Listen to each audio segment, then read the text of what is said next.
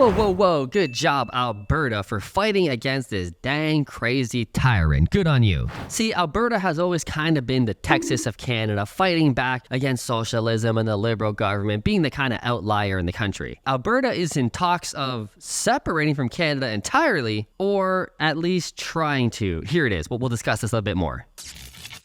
Now, you're probably hearing more about this Sovereignty Act, and what does it mean exactly that Alberta is proposing? Well, it's the ability to reject federal laws if they want to, and basically allows them to find more legal resolutions on more equal terms. So, for example, if this Sovereignty Act was in place, let's just say during the pandemic, when Alberta was, they were trying not to be, but secretly they were against the vax mandate, the vaccine passports, they were all against that. They had to go along with it because it's a federal law, it goes coast to coast. But if this kind of policy, this kind of act was in place, they could have really put their foot down the way we really know they wanted to, and they could have said, nah, we're not doing any of the vax mandates, mask mandates, get the fuck out of here, you can wear one if you want to. Common sense kind of policies. Yo, that is pretty crazy that they're even bringing forth something like this, that if it goes through, it's going to be a game changer. And this is really why I love the US so much and why we're investing solely in real estate for purely monetary reasons. It just makes way more financial sense. Canada's broken. Real estate industry is absolutely broken. So it makes more sense to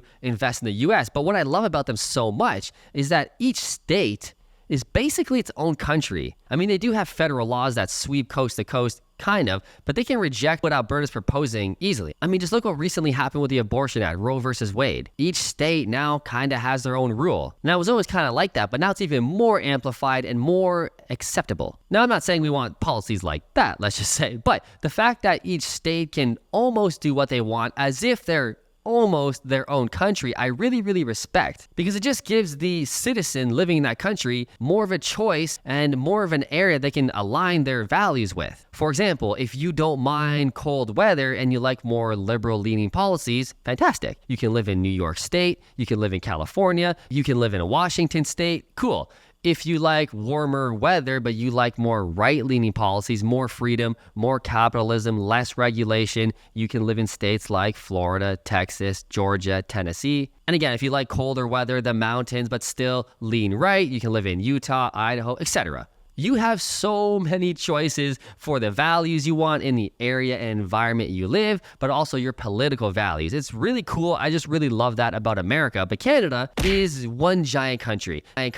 Yeah, Alberta is a little more right. We all know that. It's a little more cowboy vibes. You can do what you want. Freedom.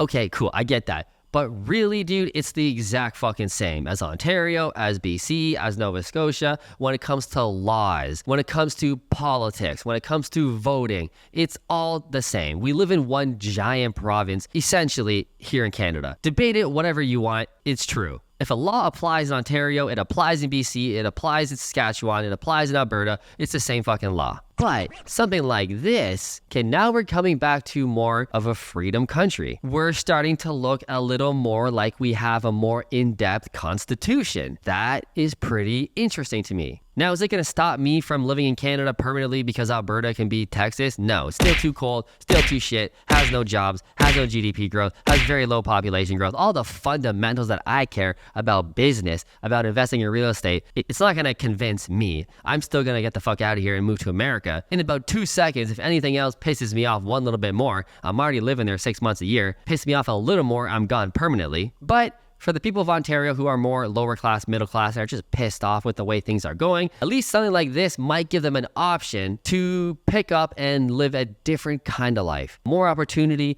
less opportunity. However you see this, at least it just gives the Canadian citizens options. Now, why is the Premier of Alberta even bringing this forth? Well, we always know that Alberta is always pretty much in disagreement with the way the federal government conducts itself, but now it's pushing where it hurts, on the energy sector. See, Trudeau wants to tax, carbon tax this, raise the carbon tax a little more. I'm going to tax you for solar. I'm going to tax you for natural gas, tax. The energy is the most important. The environment, oh my God. Trudeau subscribes to the world is going to blow up literally tomorrow. The ice caps are going to melt and just flood the entire country.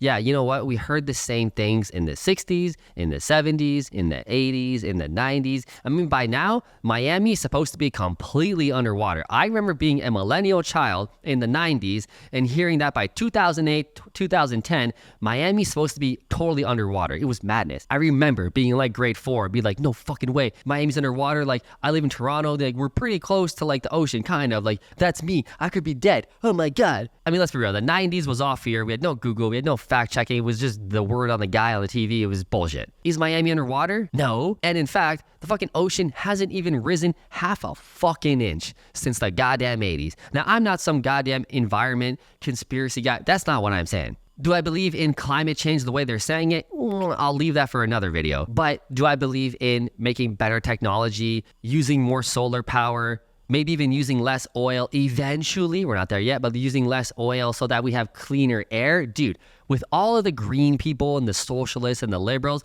I'm with them almost entirely when it comes to changing over our technologies for the purpose of cleaner air and cleaner water. Yes, let's use more wind technology.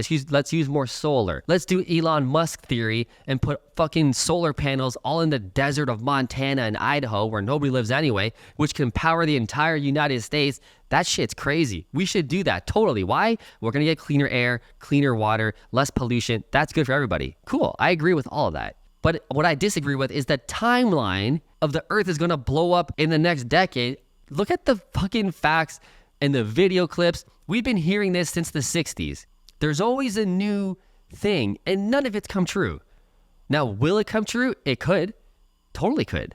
But so far, the track record is pretty fucking awful. And now with Google and the fact that we can go back and look at old video clips, the generations are getting smarter. Millennials and Gen Zs are getting way smarter. And we're going, but you said this then, you said this then. Now I don't trust you at all because your track record is bullshit. You've completely lost my trust as a millennial in the system, in the government. This is why conspiracy theories are just flourishing even more nowadays with YouTube and Google and everything else, is because people can do kind of their own research and say, wait, they said this back in 1972. It didn't happen. They said this back in 1984. It didn't happen. They said this back in 1992. It didn't happen. Why are they right this time?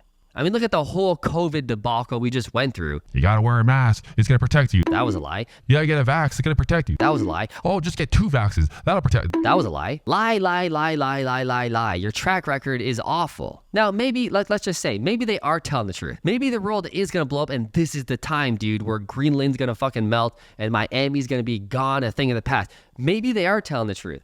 It could be. I'm not super on this side of the aisle. But people are now saying, yeah, right, not this time. And that's too bad. Alberta is now providing this because Trudeau's going right at the heart of the industry of Alberta, which is the energy and the oil sector, obviously. And they're saying, we've had enough of this shit. We're standing strong, true north, strong and free, and we're going to fight for ourselves.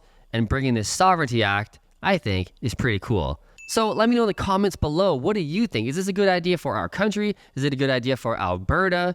Do you think I'm a climate change nut, which is not what I was trying to do in this video? Let me know in the comments below either way. I'll see you in the next video.